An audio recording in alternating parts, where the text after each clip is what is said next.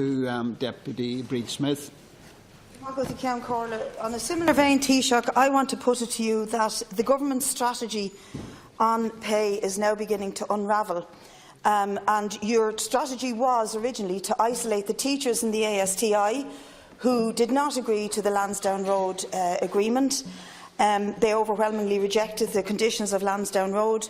You then went and did separate deals with the other teachers' unions where there was malcontent, and indeed with the Gardaí, who by a huge majority have rejected the outcome of that deal. So your strategy to isolate the ASTI is unravelling for you. But more importantly, I think I would like to ask you, is your strategy not aimed at trying to put manners on all workers to try and stop the contagion that is spreading, not just through the public sector, but will also spread through the private sector? Particularly, Taoiseach, when you look at the lousy 10 cents on the hour recommendation from the Low Pay Commission towards the minimum wage. How in the name of God could an economy that's in recovery offer that to 20% of our population who work on that sort of pay as some kind of an offer? And I think this government is worried about the spread of contagion that has gone from Lewis to Dublin Bus, where pay rises that went beyond what were being offered have been successful.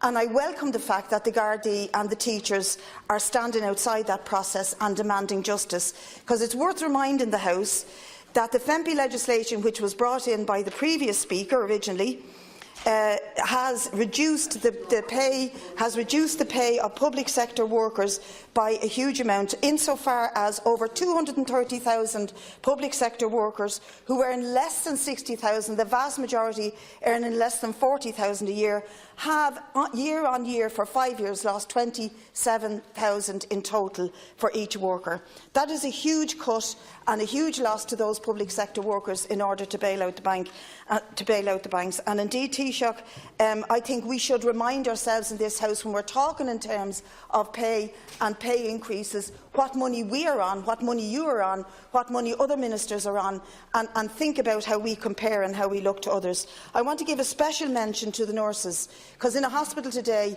you could have 3 nurses working alongside each other doing the same job and on 3 different rates of pay. Imagine how they feel, how demoralised, how annoyed, how seriously angry they are with this state, who then have to deal with a creaking health service that can't even deliver sufficient beds to the population. You cannot even get the nurses who we qualify to stay in Ireland. 5,500 out of 7,000 of them have emigrated in the last few years, and you have a failed Bring Them Back Home campaign that did nothing to alleviate that problem. And they will continue to emigrate for very logical reasons, because they cannot afford to rent or to buy in any of the cities in this country and find it very, very difficult to rear their families. So I want you to answer me how you perceive your policy on public sector pay can continue in this vein without seriously considering repealing the FEMPI legislation, which goes to the heart of all of these issues.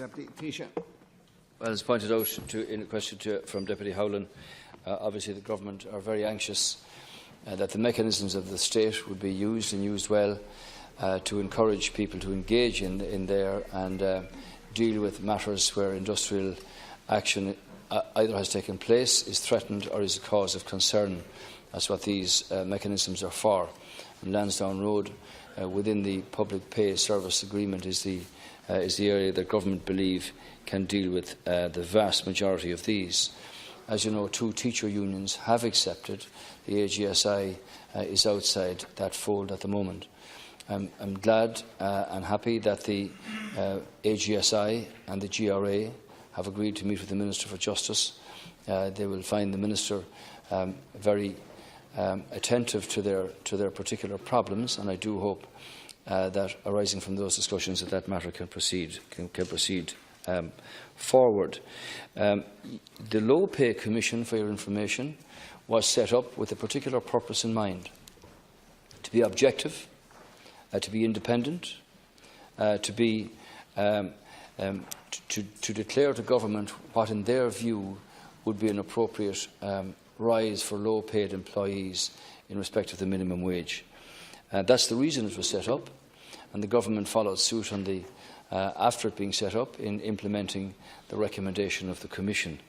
There are people who are not under the diktat of government, as you seem to point out.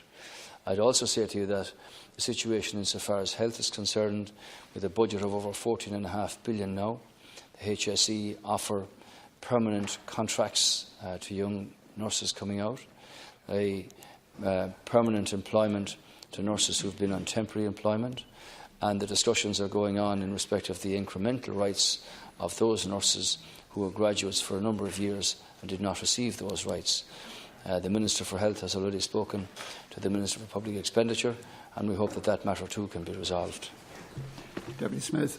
Just to take up your first point, first of all, I think that to say that, your second point on the Low Pay Commission, to say that you had a group of people who were objective and independent who came up with 10 cents an hour, I think it would be interesting if we looked at the membership of that commission to see how much they're getting paid hourly for starters, because that doesn't make them objective or independent if they're getting a hell of a lot more money, which I suspect they were. Secondly, you're not going to be able to recruit the nurses. You just aren't. As long as the FEMPI legislation remains in place and you do not deal with nurses' pay, we're not going to have the beds opened up in hospitals that we need.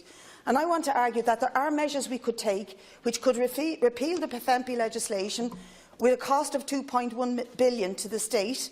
First of all, we could close off the tax loopholes to people like REITs, vulture funds, other financial institutions. We could take away the sort of tax breaks and loopholes that we allow them. And secondly, when you think about it, if workers to regain that pay, they would be paying more than half of it probably back in tax and PRSI to the state, and they would spend the other half. It wouldn't be hived off into tax havens and offshore accounts. Workers actually spend in the economy, so there's a net gain to all, both in terms of morale, recruitment, fulfilling the services of this state and returning the money to where it belongs. And stop protecting the very wealthy, but give it back to workers who deserve it in abundance. Thank you. Taoiseach, 1 minute.